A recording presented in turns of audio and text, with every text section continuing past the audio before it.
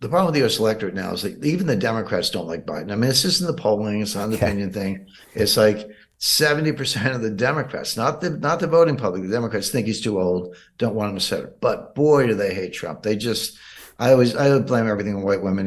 Married to one, but the middle to upper middle class, college educated white women of Montgomery County, Pennsylvania, Montgomery County, Maryland, Loudoun County, Virginia, they're out there. They're a key vote, and they just hate Trump, and that's not going to change.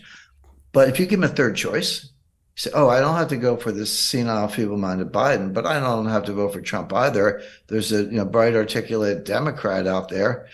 He'll attract votes," and he is. And then since we're doing the wild card segment, don't rule out a third party with Joe Manchin.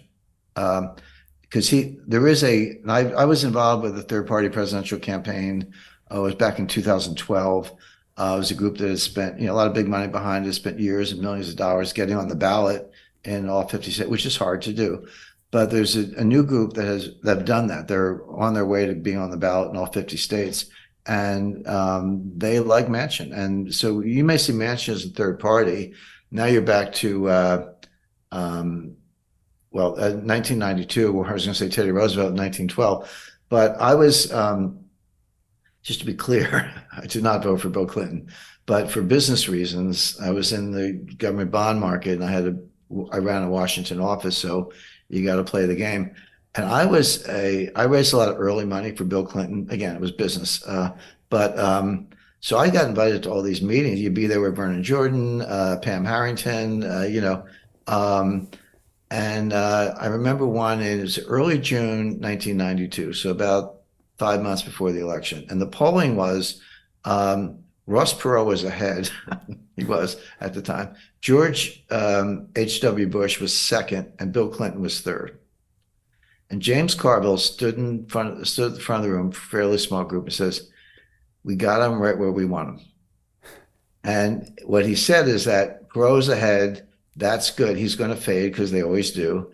Bush has had a ceiling, and we're going to pick up enough of the Perot vote to win. It was brilliant. And he got it exactly right. It wasn't, it's the economy stupid. I mean, I know this, but he looked at that and got it exactly. That's exactly what happened. Bill Clinton never got a majority of the U.S. vote. He won the first time with like 39%. It was kind of like round numbers, Clinton 39, Bush like 38, and Perot 19, or give or take. Might have been in the low 40s. But the point being, Clinton didn't have anywhere near a majority. He barely won a plurality.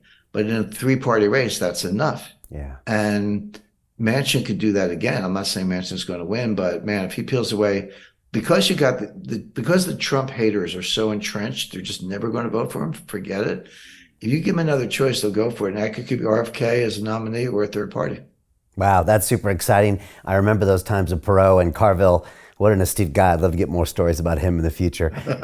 We are going to get to this upcoming geopolitical shockwave. You're calling it the most significant development in international finance since 1971, when I was born. And then also explain how people can position themselves. You've recorded a private video. People can go watch that at londonreal.tv/Jim. Before we go there, though, I got to get your thoughts on Trump. I think today he was now federally indicted because of the secret documents in Mar-a-Lago. What do you make of Trump right now? You mentioned the women. I'm not going to call them the Karens, but the certain group of women that hate Trump. I've watched him recently. I really enjoy listening to him the last few months. He seems calm. He seems relaxed. He's not spiteful. He's got great answers. He's confident of the solutions. I don't know. I find him in a really interesting energy that I read him to where he seems like he's in a really strong space. But like you said, you can't discount the haters or the weaponization of the judicial system. Or is that what's happening here, Jim? It's exactly what's happening. And I have, I'm fortunate. I have a huge, global network of correspondents. They're not, commentators or TV anchors or whatever, but they're just people I keep in touch with. And because I love that, I was talking about cognitive diversity, you and not, ethnic or racial diversity, but brain power, working on different wavelengths and different areas of expertise, and correspond with engineers and guy who runs a lumberyard, and just everyday people, but all over. So I put a high value on that. And one guy I've been corresponding with, Says, I fear for the republic, the U.S. Republic, the United States of America, but I hear all these big names, Mark Levin and all these guys, Tom Fitton, they're U.S.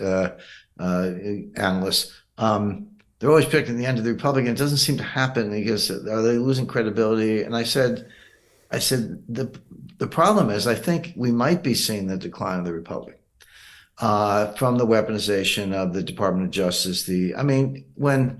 When a Department of Justice controlled by one candidate indicts the other candidate, I'm like, are we in Brazil? Where are we exactly? Is this Peru? They're nice countries. I've been to all of them, but it kind of looks like, or Ukraine for that matter. Maybe we're getting more Ukrainian instead of the other way around. But it's really sad. But what I said to this guy is, you have to remember, these things take time. You can get the analysis just right. It doesn't happen overnight. If you look at the fall of the Roman Republic, not the Roman Empire, but the Roman Republic, it started in the late 2nd century BC and didn't around 133 BC with the death of Tiberius Gracchus, and came to a final end in 44 BC with the assassination of Julius Caesar. But that was from 133 to 44, that's 90 years, 89 years, but basically 90 years. So that decline occurred over a 90-year period. And you had Sulla and Pompey and Caesar. A lot of people came and went, but it took 90 years. I said, so if you ask me if we're in decline, I would say yes, we're in a decadent period, and the republic is under threat. But if you said it's going to happen tomorrow morning, not necessarily. It's a long grind down, and things. By the way, Brian, the best prediction I've ever made, and I do this all the time, was August 2021, and it was in the worst part of the Afghanistan debacle, that withdrawal in which Biden and the Pentagon grossly mismanaged, unnecessary deaths, etc. And somebody who was quite distressed by this turned to me and says, well, "What happens next?" And I said, "It's going to get worse." Hey, it's Brian Rose, founder of the DeFi Academy. I've told you, my 4-week crypto bootcamp is amazing, but don't take my word for it. This is what my students are saying. The DeFi Academy was an amazing experience for me. It took me totally out of my comfort zone. In this course, I was challenged, I was held accountable, and pushed to do things that honestly weren't always easy. It's been phenomenal, and I can't believe we're already up on our 4 weeks. It has flown by. Going through this DeFi accelerator by far was one of the best courses I've taken. You do this course, you really get into the nitty-gritty of the activities that will make you comfortable with decentralized finance.